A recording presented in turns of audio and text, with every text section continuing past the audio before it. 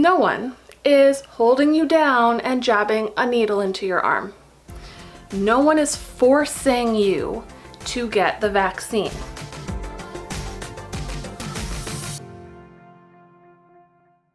Hey everyone, welcome to this week's video. Today I'm going to talk about something that's really driving me crazy lately, and that is anti-vaxxers and the use of the term my body, my choice when having arguments about it. So yeah, we'll see what happens. We'll see how many hate comments I get. But here we go. There's a big problem with using that. And a big part of the problem is the fact that most of the people who are using that expression are people who generally don't believe it when it's being used for women's rights. So many of the people who are against abortion and against a woman's right to choose whether she keeps a pregnancy or not, and whether women have the right to say no if they want, they're the ones trying to use this and saying, oh, I'm turning it back on you. Well, no, that's not how it works. And I mean, if you want to say my body, my choice, I totally love that. But if you're gonna say that that's something that's important to you now, then it needs to be important across the board, which means women should be allowed to have access to affordable birth control, women should have access to safe abortions, and women should be respected when they say no or don't touch me. But here's where the logic of this whole thing falls apart. First of all, no one is holding you down and jabbing a needle into your arm. No one is forcing you to get the vaccine. And I know you're gonna say, well, people are saying if I don't get the vaccine, I can't work in a certain spot or I can't go into certain places. Those are choices that you get to make. There are consequences for all of your choices. So no one is saying you can't own a home or can't have any shelter if you don't have a vaccine. They're saying you can't come into this space that belongs to me that I want to keep the people in safe. No one is saying you cannot buy groceries. I don't think there's any grocery stores saying you have to be vaccinated, but even if they did, you can order those online, okay? The choices you make for your body, you're free to make them. If you don't want to get a vaccine, fine, you don't have to. That doesn't mean that the world has to be okay with it, and it doesn't mean that your freedoms are being taken away, because going into some of these places is a privilege. Working at certain places is a privilege. If your work is saying you have to have a vaccine and you don't want to get it for some reason because you're listening to conspiracy theorists on Facebook and TikTok, then quit, get a new job. No one's forcing you to work somewhere, and not every workplace in the world is forcing the vaccines. It's pretty much just places where you could be putting vulnerable people at risk of a deadly, let's say this again, deadly virus. And if you look at the numbers right now, the people in the ICU who are currently potentially going to die or just have a really bad time with COVID are people who are unvaccinated. I read recently that 99% of people in the ICUs in Toronto alone are unvaccinated. And yes, there's a 1% that was vaccinated. No one ever said the vaccine is 100%. But these numbers are kind of, ridiculous, guys. You have to understand. The vaccine doesn't stop you from getting COVID, but it stops you from potentially dying. It prevents it, and yeah, there's going to be a really unlucky couple of people here and there that will unfortunately die, even with the vaccine. But that's also why we need more people to get the vaccine, because the more people who get the vaccine, the less it's going to be spread. So when people are urging you and saying, please get the vaccine, please, I want to feel safe again. I want this pandemic to be over so I can feel safe leaving my house again. They're not forcing you to. They're just urging you to. Just like you try and urge your beliefs on other people too. Just, if you're an anti-vaxxer and you have a child and you're sending them to school, why? You're not listening to educated people. Why do you want your child to be educated? There are actual people who have spent their entire lives learning about this stuff, becoming experts in this stuff, those are the people I'm going to believe in. Those are the people I'm going to listen to and educate myself from. And I know some people are going to say, you're a mental health and motherhood channel. Stay in your lane. I'm in my lane. I'm a mom of a 2-year-old who can't get the vaccine right now because the trials are still being done and she's too young to be vaccinated at this point. So she is susceptible to COVID-19 and that scares the crap out of me. So much has been lost from this pandemic. I just want it to be over. The only way it can be over is if everyone who can get the vaccine gets it. Now you're worried that it was rushed.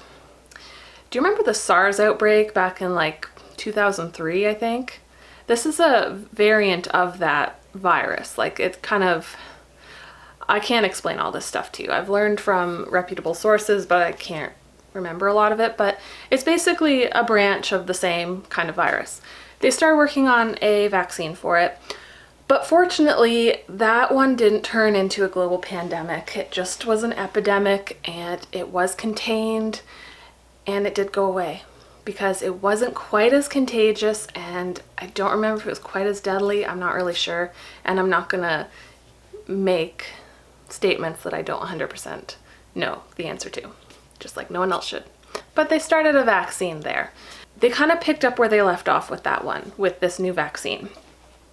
So when you say it was rushed, it wasn't really because a lot of the work had already been done. And unless you can tell me how mRNA technology works, you really have no right to be telling anyone what to do with the vaccine and not to get it because you actually don't know what the vaccine is doing. It doesn't give you the virus. It's actually really cool. I've learned a lot about it and it's really interesting the way it works. It's basically just giving your immune system the information so it knows how to fight off COVID-19 if it comes across it. And that's so cool. The way Mama Dr. Jones had explained it in, I think it was an old story, it might have been a video. I recommend her channel, her and Dr. Mike. They spread facts, real life facts from professionals who are educated.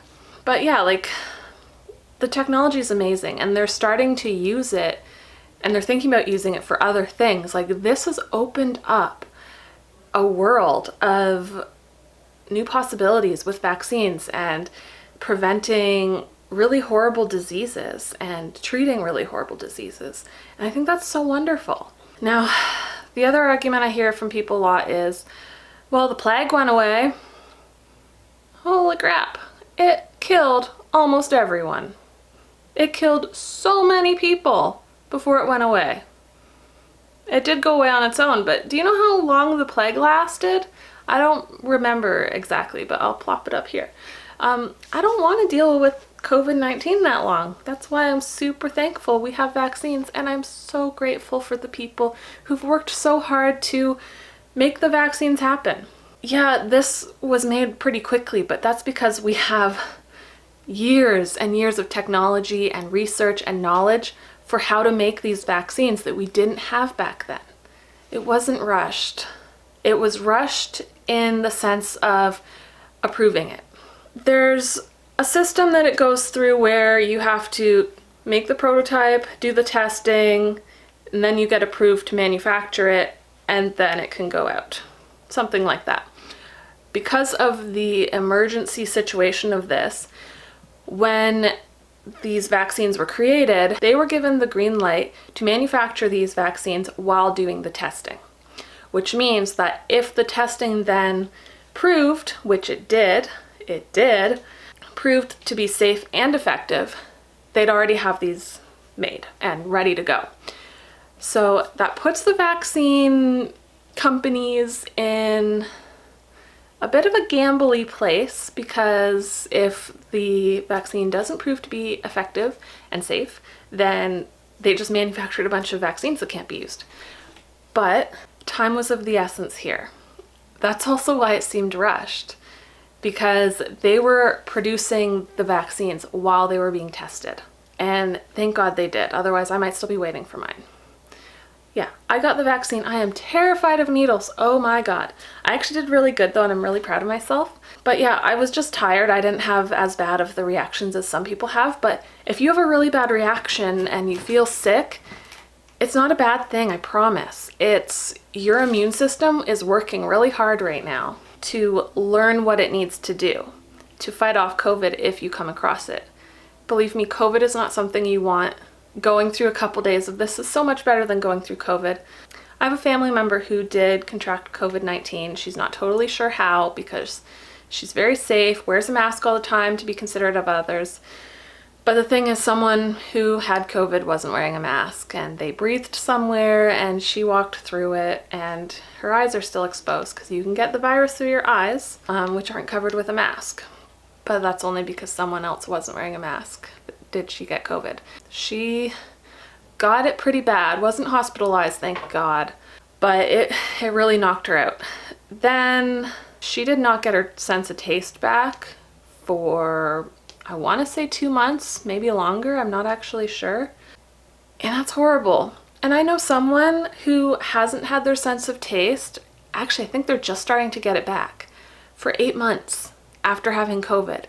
And it wasn't even that she couldn't taste things. Things tasted like sewage. Things did not taste right. She couldn't enjoy the foods that she really liked. And both of these people lost a fair bit of weight from just not being able to eat.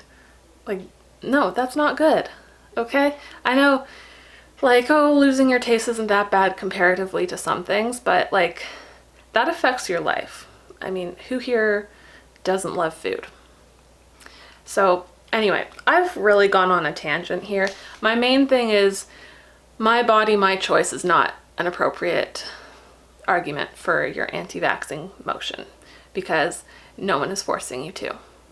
No one is preventing you from not getting a vaccine. It's not the same as preventing a woman from being able to have a safe abortion or preventing a woman from being able to access birth control so that she can live her life without worrying about getting pregnant.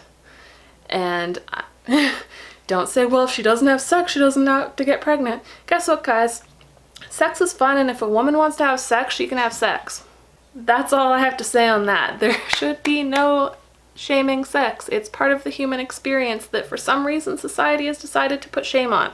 I just really want to reiterate, no one is taking your choice from you. They're really trying to change your mind because it'll help society. Like, a woman getting an abortion or not doesn't really affect those around her.